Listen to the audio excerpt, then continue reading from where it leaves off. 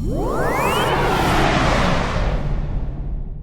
if it's true that these creatures are now standing in my room, I realized that the fear that I got from his eyes was in a connection to that feeling that he's looking at my thoughts, that he is aware of my thoughts and he is aware of my emotions, and he is even aware of my fear. And that make me very anxious even more because he knows my mind. But Yeah. when I lower my fear, I started to realize, and the connection is neutral. I mean, I realized that we are connected by our consciousness. And as he aware of my thoughts, I am aware of his thoughts or emotions. And that calmed me a little bit more. And I started to relax that they are all connected with each other in their awareness without needing to talk or something like that.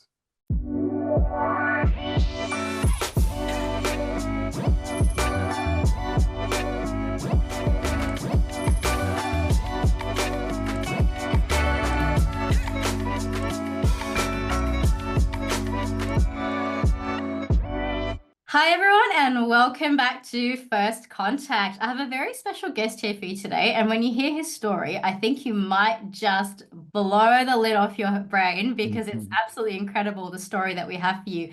I'd love to welcome author and artist Yossi Ronen to the stage today. Welcome. Hi, thank you, Eesha, and thank you everyone for giving this time for us to talk with you. And it's very nice for you to invite me to your show, a Yeah, beautiful one. absolutely. Thank you so much. And when I first saw a little bit about your story, and I don't want to give our audience too much of a spoiler alert, because I'm going to give you the floor in a second to actually tell the story of what happened.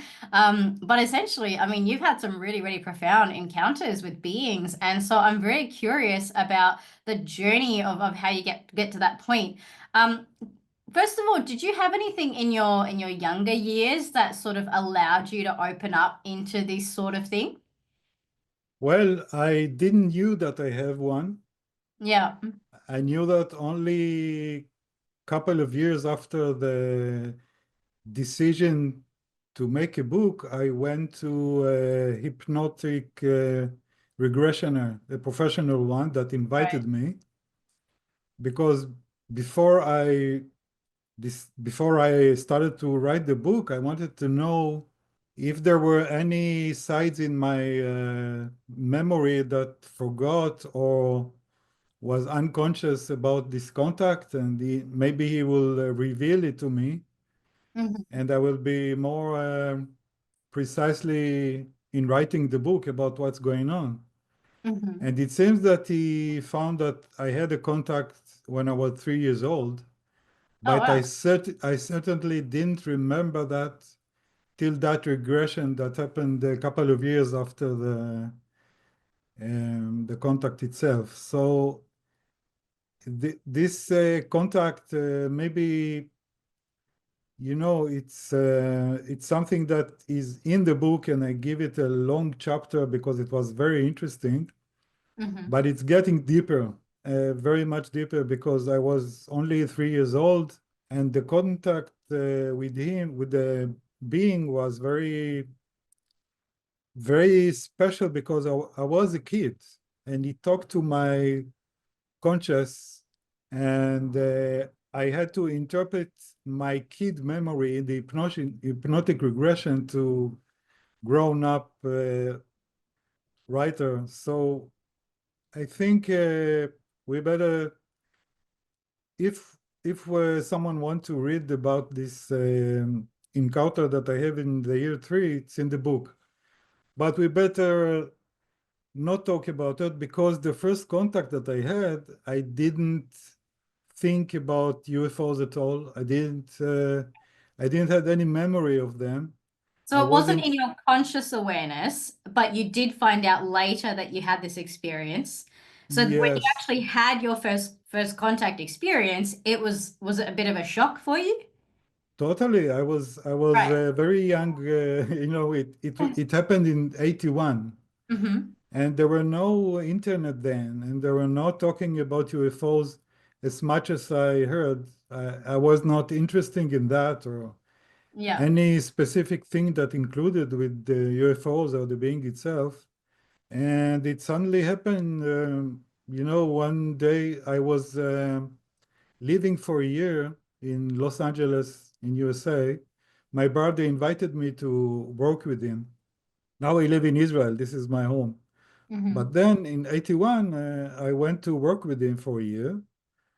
And that's when it happened, suddenly in the evening after work, when I came home. So tell us, what did you see?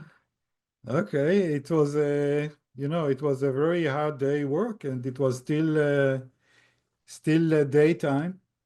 My Hmm. brother went to rest in his room, and I went to my bed, and I fall asleep. And the first thing that happened after I went to sleep is that I suddenly see myself out of my body. And that was the first time that it happened to me, that I can see suddenly my body laying on the bed, sleeping, and I'm watching it from Hmm. above. I didn't then even had the idea of out of body experience because I was not interested in that things, and I thought I was dreaming. Right. I thought I was dreaming that I'm out of my body and looking at my body sleeping. And when I looked at my body, I wanted to, it's instinct search for your hands, for your legs. And I didn't see nothing. The body was sleeping and I couldn't see. And I understood that I'm only awareness or consciousness that is looking at the room. Yeah. And and I felt very good. I felt very happy. I felt light. And I think that because I thought it's a dream, I was very calm with that. I was not in shock or something like that. It was like a happy dream. Hmm. And when I look at the room, I saw a couple of creatures. One of them standing near my bed, looking at my face, my head that was turned to the wall, was standing there and like doing something. I didn't know what he's doing, but I felt very good with that. And some other creatures in the room was walking in the room and looking at stuff. One of them touched the table. One of them uh, crumbled a paper that was on the table. They were like curious kids that are very curious about what's going on in that room, and that one that's sleeping in the bed. And it seems like in that situation, I knew them. In that situation that I was still out of my body, I thought that I know them, like they're far family or Hmm. very ancient friend that I have, or childhood friend or something like that, friends. And we had a telepathy, and we had a very good um, communication with lot of happiness, like children, and with lots of love and appreciation to each other. So this is what happened in the out of body.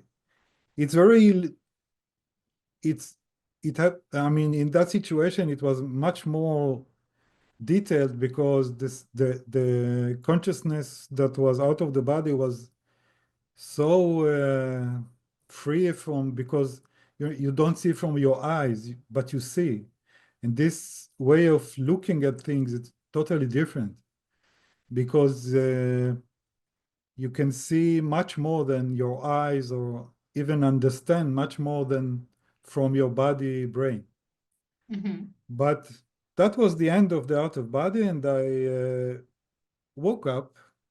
My face was still to the wall, and I thought to myself, what a weird dream that I had. Right. I thought, what a dream that I'm out of my body near the ceiling, looking at my body sleeping, and there were green creatures that walking in the room, laughing with me, and and there were like children, and everything was, what a weird dream. And then I heard a noise from the room in the, in the other side, and I thought, I remember that I closed the door. I know that my brother is sleeping in the other room, so no one could go in. And so as I started to be anxious that maybe a thief came to the room and something like that. So I turned around, sat on the bed to see what's going on, and then I felt the shock of my life. That was totally frightened, because the same one that I saw a minute ago in my so-called dream that was standing near my face, near my head, was standing there, and I see him half a meter from me looking at me, and he had a very big black eyes, and I was frozen from fear.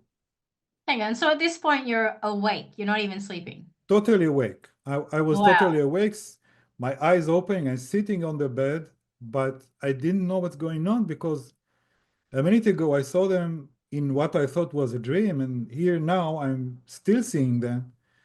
So I felt maybe I'm still dreaming, and Right. I think I woke up. So I pinched my leg, I pinched my head, and I felt the pain. I was totally awake. It was not a dream anymore. And they were standing there looking at me. Wow. They face without expression. They don't say nothing. They're just standing there passively. And I thought, what's going on? Maybe I lost my mind. Because, there were no pictures of these aliens in 81 that I saw. There were no internet. And I thought that I see something that is not logical, is not reasonable, and maybe I lost my mind. I really thought I'm in a strong illusion, or something happened to my head, or something like that. But they were not, they were still standing there looking at me, and I really didn't know what to do. My heart began to be very, pumping very fast, and I was afraid and frozen. And because I didn't know what to do, the last thing that remind me to do is to think, maybe the fear is only mine, because I saw them a minute ago and we were okay. And if it's true that these creatures are now standing in my room, maybe the fear is mine, because they were okay with me and we love each other and we left. And as I thought about that, I realized that the fear that I got from his eyes was in a connection to that feeling that he's looking at my thoughts, that he is aware of my thoughts, and he is aware of my emotions, and he is even aware of my fear. And that make me very anxious even more, because he knows my mind. But Yeah. when I lower my fear, I started to realize that I know what he's thinking, because I know what he thinks, and the connection is neutral. I mean, I realize that we are connected by our consciousness, and as he aware of my thoughts, I am aware of his thoughts or emotions, and that calmed me a little bit more, and I started to relax. And as I relaxed my fear, I started to realize that they are all connected with each other in their awareness without needing to talk or something like that. And they let me go inside their consciousness in a very natural way for them. Yeah. And I realized that this connection is natural for any human being. And it's not something very natural, special with me now. They didn't give me any such a special thing that gave me the opportunity to be connected with them. It seems that I realized that they were open and let me in that situation be open and contact with them, because I can, because I'm a human being that have this ability. Hmm. And I started to realize their consciousness, and that started to be amazing, amazing, because their personality or consciousness or whatever we can call that was very, very loving and peaceful and very gentle and very positive. It seems like there were like very joyful, they had a very joyful experience of to be alive. And and they were very loving each other, and they didn't have any ego. And that was very special because I never felt that kind of personality without an ego. It's like it reminded me a little kid, 3 or 4 years old kid that is so innocent and so pure and very transparent because he's like that. You can see his expressions because he don't hide them. You can feel his emotions because he showed them from his eyes. And he's very pure. He doesn't know how to hide it even. And they were like that, without any ego that trying to hide or show something that is not the real essence of who they are. Oh, that's incredible. I mean, what you're describing here is such an in-depth interaction with another consciousness, another being, and the first thing, obviously, they've allowed you to do that. They've allowed that level of depth. And I guess my question is, why? Was there a purpose for it? Was it an understanding? Were they teaching you something? Or was it just for the experience of, hey, this is what we can potentially live like? Well, the book is all about the Right. all the connections of the meaning and their meaning by contact us. But in that situation, the contact was not verbally. It was totally different. It was like we can call it telepathy, but it's not the way we think about telepathy. What we think about telepathy is something that close to our communication when we talk to each other. We think that we send information and then hear information from the other one. But with them, the contact was like be one with each other.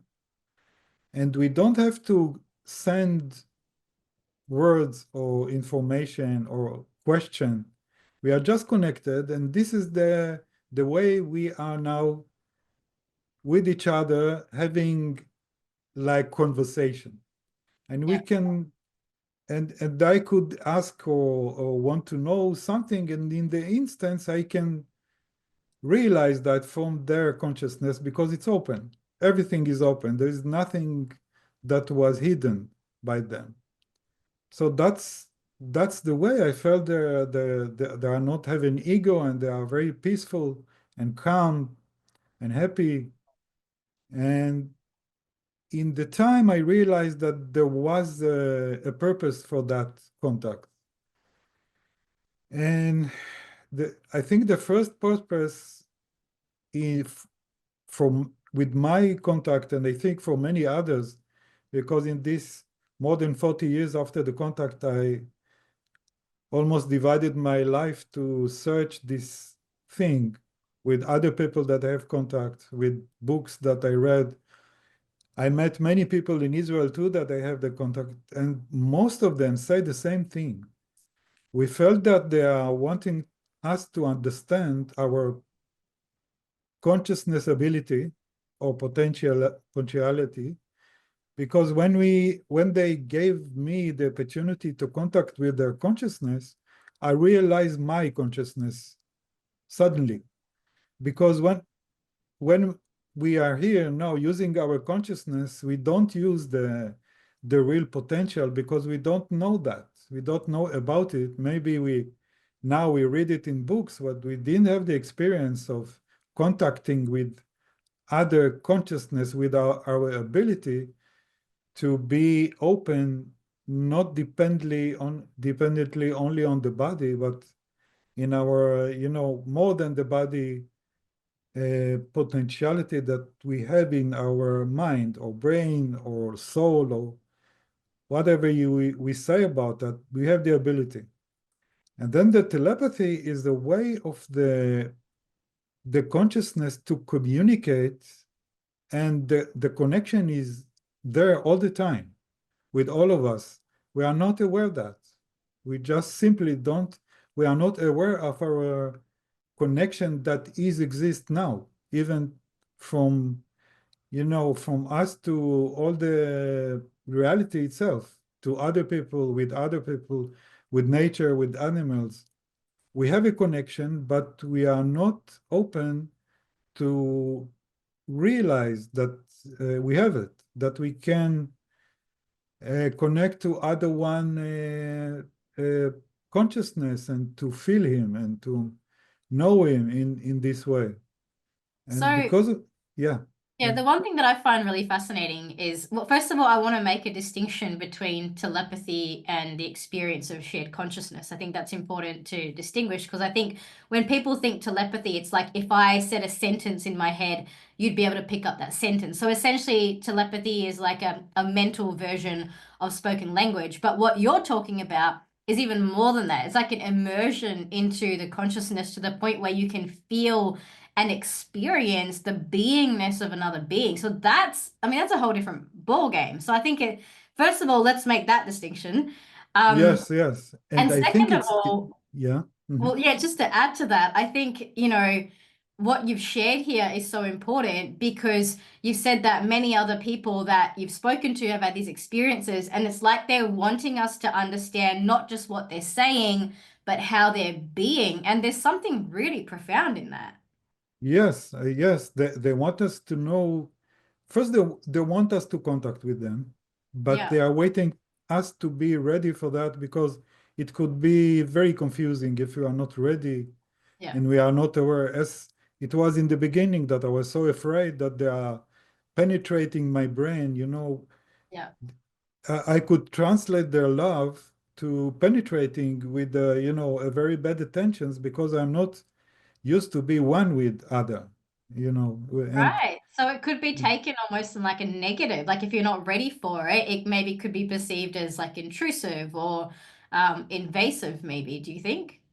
exactly the strong love can Right. be interpreted for something very frightened because it's like penetrating your heart. It's like they are go inside your head, and if we are not used to be one with other one, instead of love, we feel like we are threatened, and someone is Wow. controlling us, and someone want to controlling our brain or penetrate thoughts to his mind. It could be very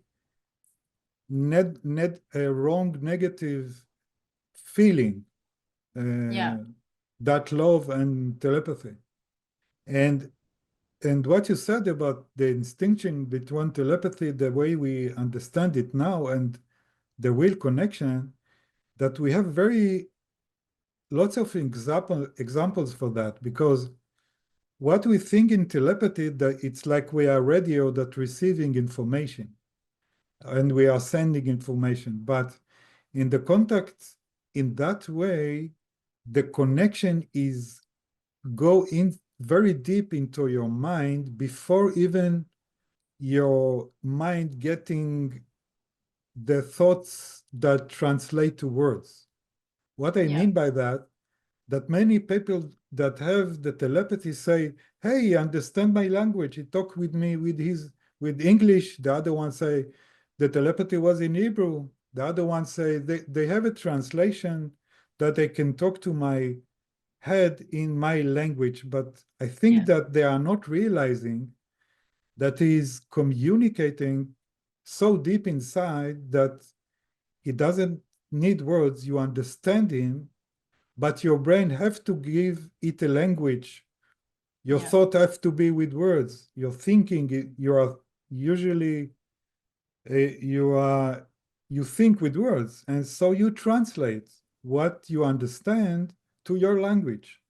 And that's Yeah. why people think that they are talking their language, but this is deeper than that.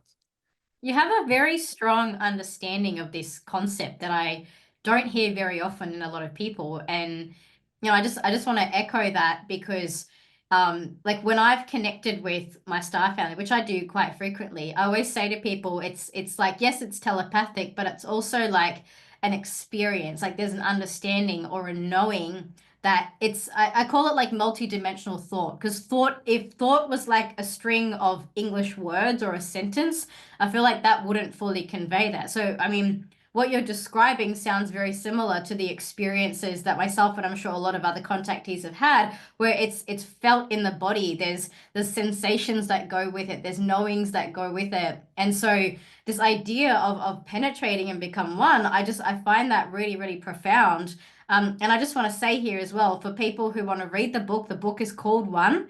So it goes into Mhm. the oneness. That's the whole concept behind it. And we are going to put the links in the show notes below so people can check it out. One of the things that you do mention in your book in relation to this concept of oneness is you say that the visitors are aware of what we call God. So can you tell us about that?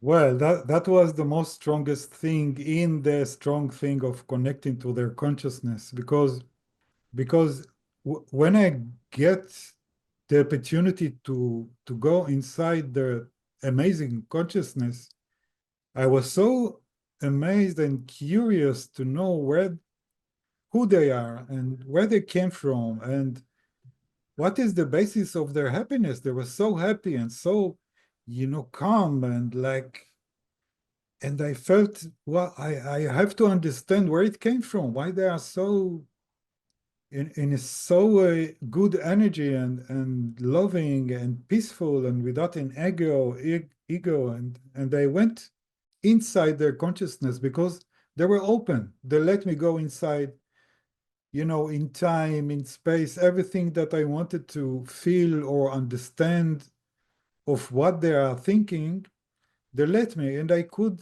really feel in my consciousness their consciousness.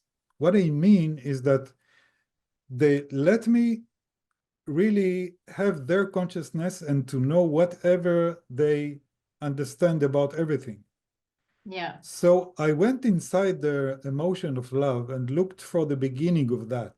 It's a visual or expression, but it's something that it's beyond thinking. It's something that you can do when you are out of your body or when you are using your potential of consciousness that we all have. You can go really deep inside the other one consciousness. And what I felt there, that the feeling of security and happiness and love have a beginning from something that they are aware of, that they were always there, all the time they were aware of something very profound, loving, that give them life. They were aware of that they exist because there is something that gives them existence.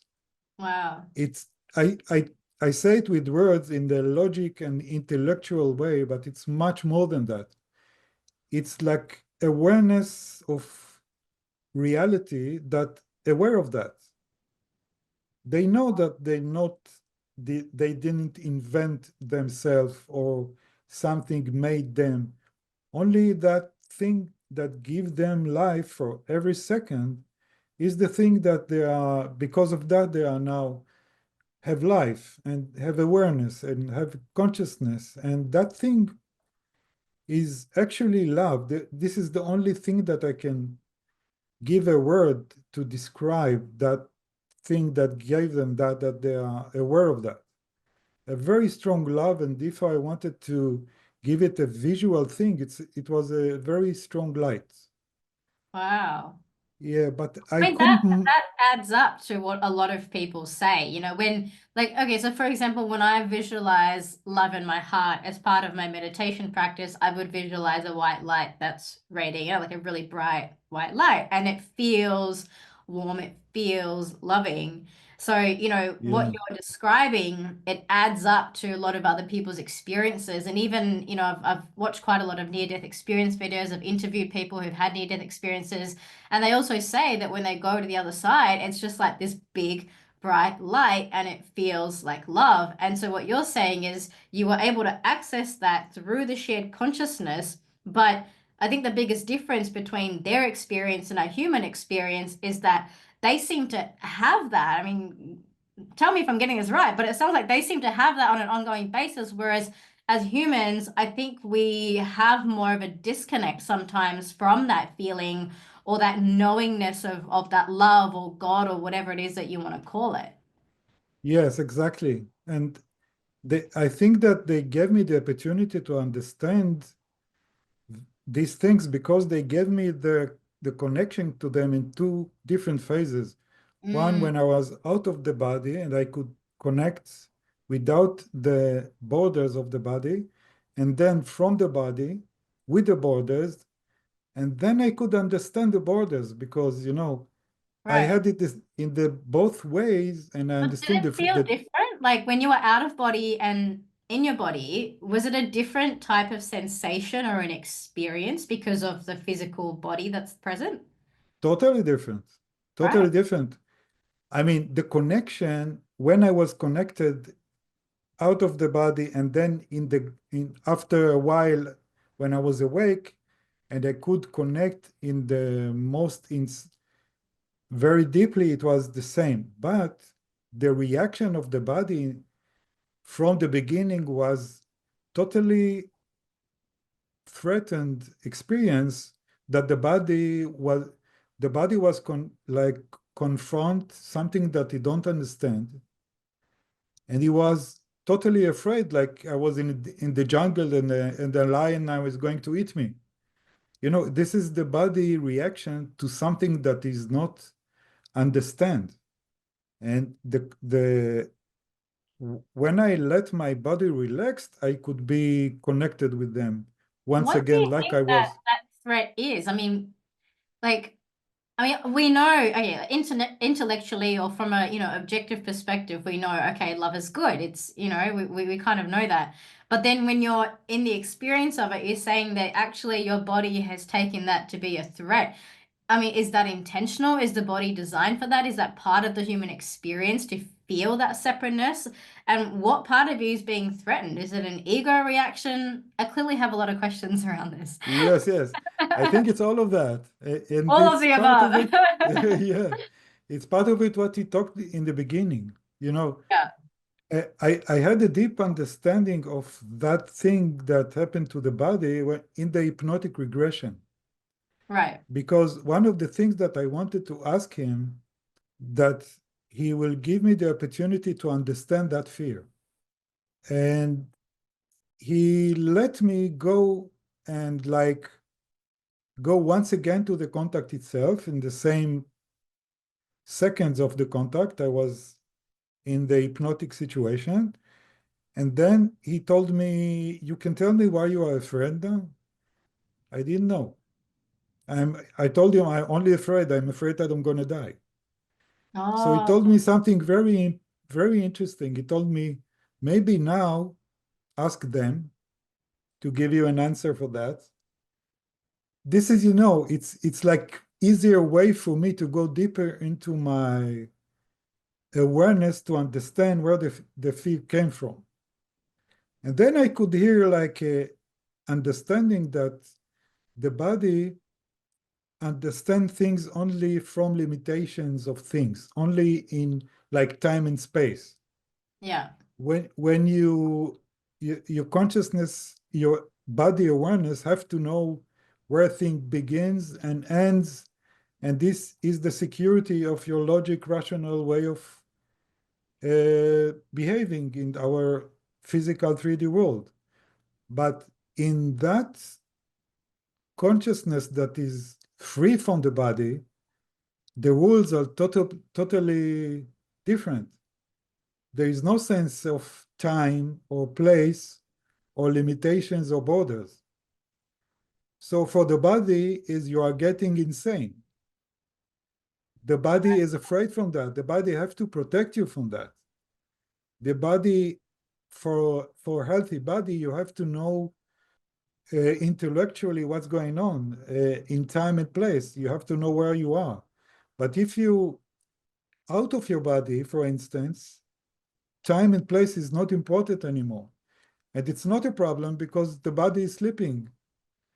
But when you're awake with your body and your mind is going out to that realm that have no borders, the body reaction is instinctively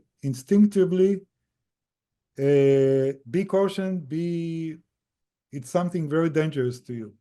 So the body is trying to stop that.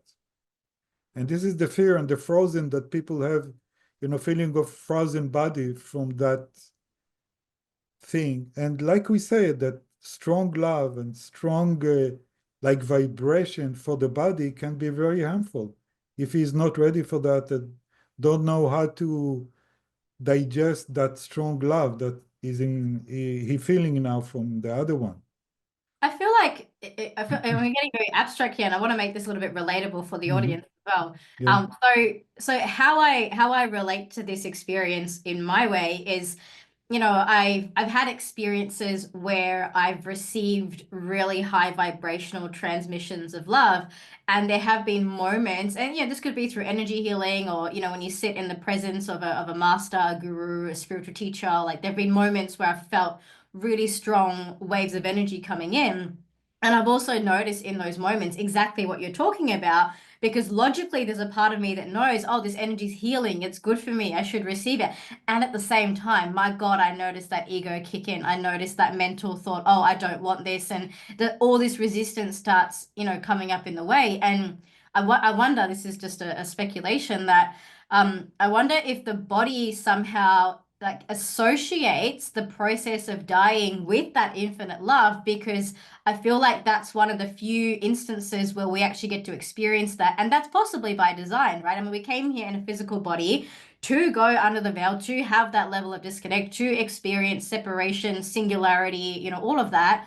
And so maybe when the life purpose hasn't been completed, or when the body's not ready to leave, and then suddenly all of this love comes in, I can completely understand that it would think, oh, am I about to die? Is this me going to the other side? So from that perspective, it kind of makes sense. I just wonder, from a spiritual evolutionary perspective, if this ascension that we're going through in this spiritual, shift in paradigm is building our capacity within the body to be able to have more of that love, more of that capacity to have that frequency coming in without getting afraid and knowing that we're not going to die.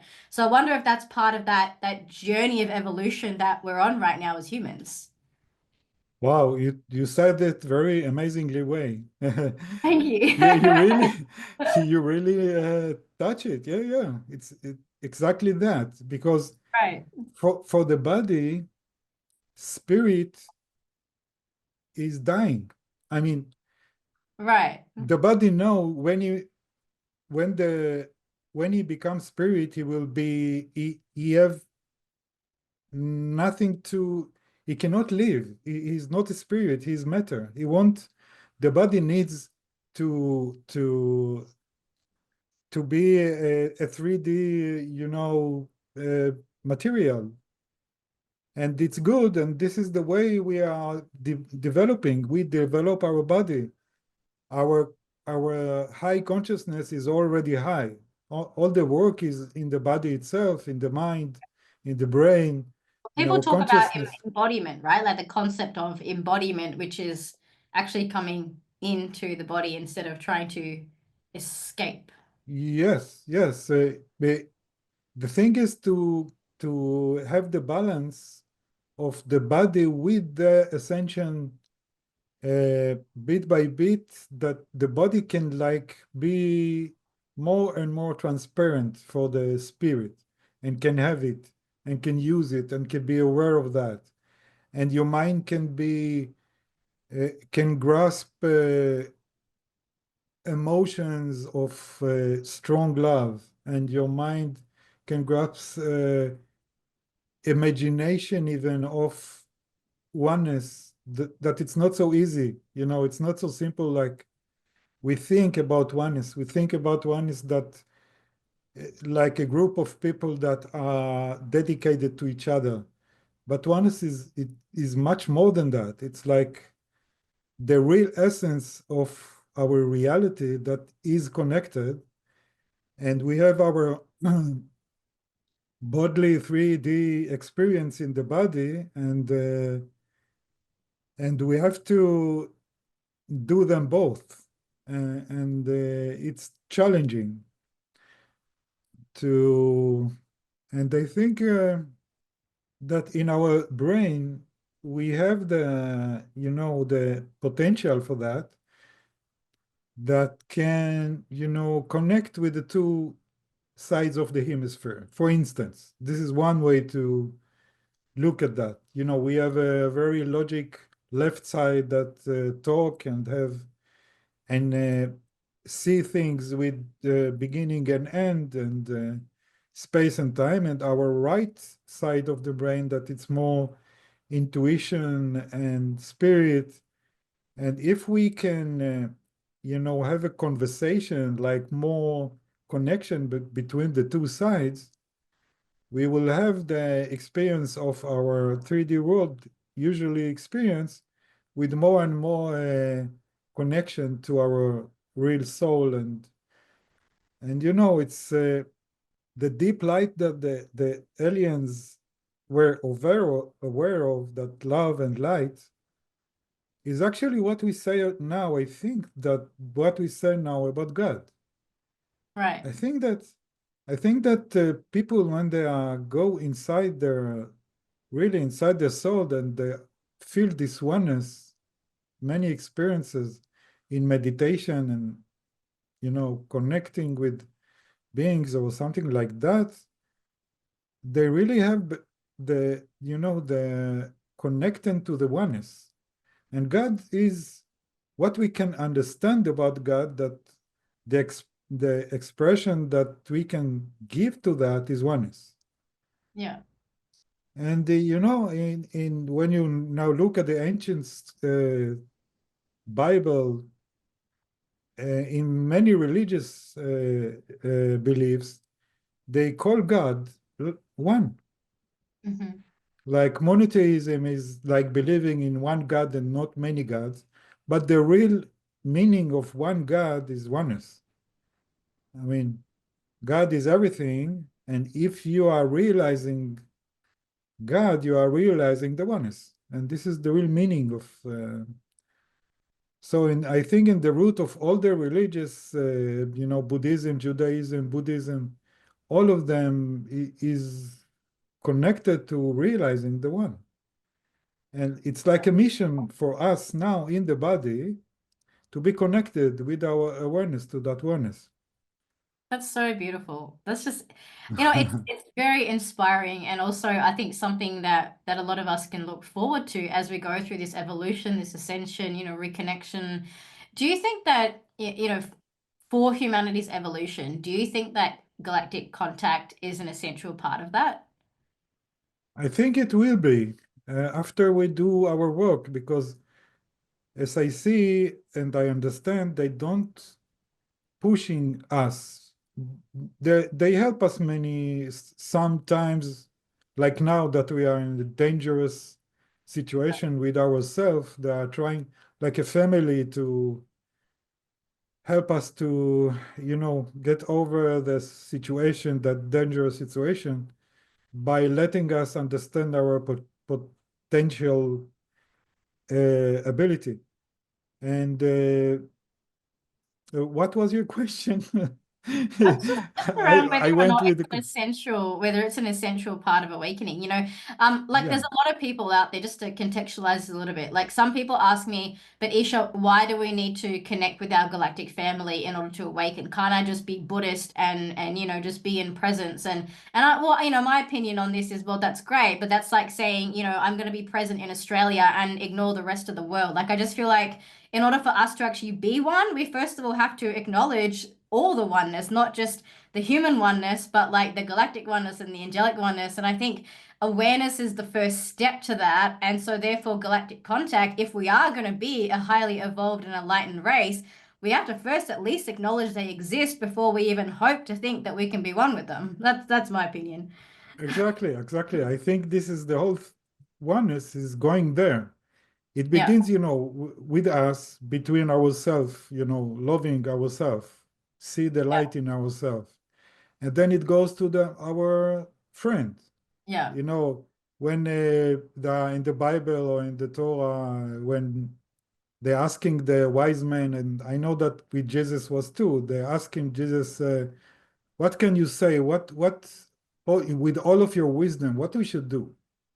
If we don't want to now start to learn and this kind of stuff, he said, the most important thing that you love each other.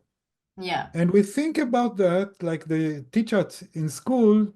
We think, okay, this is a message to be good to each other. But the deep thing in that it's not easy to love each other, especially if the other one is not nice. But if you go to the point that you feel him enough to feel love to him, you made a connection. Yeah. So the purpose is to get to the point that you can see him, really see him behind the walls of his body and then if you connect with his strong light and love, that it's the connection to God, you connected to God. And this is the way you can do it in a very simple way with the people around you. If you give chance to your awareness to really look inside him, and you're going to see that. And then if it goes on and we are now connected, we can go on with our awareness even beyond our limited 3D world and connect to other beings like angels, like spirits, like, they're all, I think, the same um, realm of the oneness that is beyond the material world that we are now aware of. And this is this is the continuing of our opening of our consciousness is like to others and even to the angels and the spirits and the aliens too. Yeah. That's so Mhm. beautiful. So with the contact experience that you had in 1981, was it a one-off thing, or do you feel like that connection has since stayed with you, and have you had other contact experiences since then?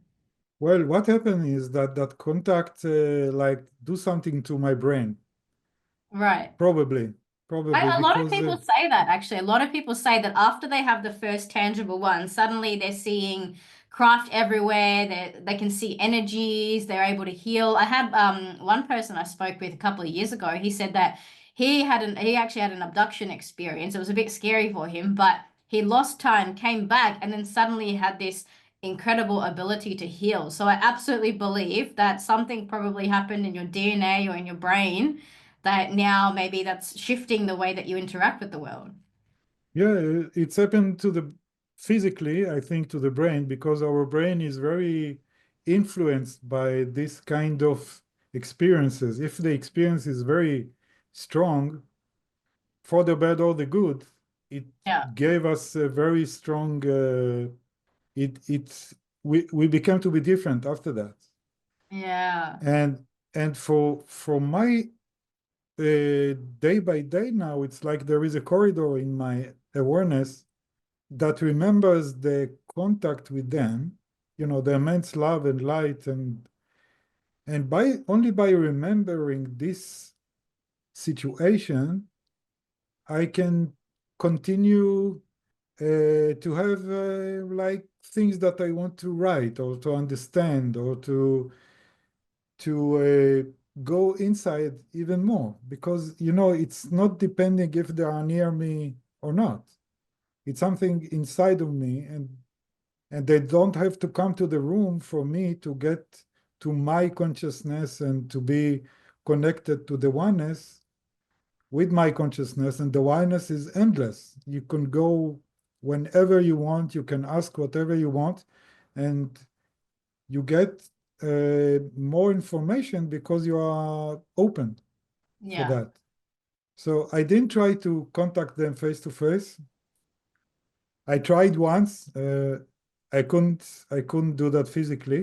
I was once again afraid, once again frozen, once again My body could not handle that. Yeah.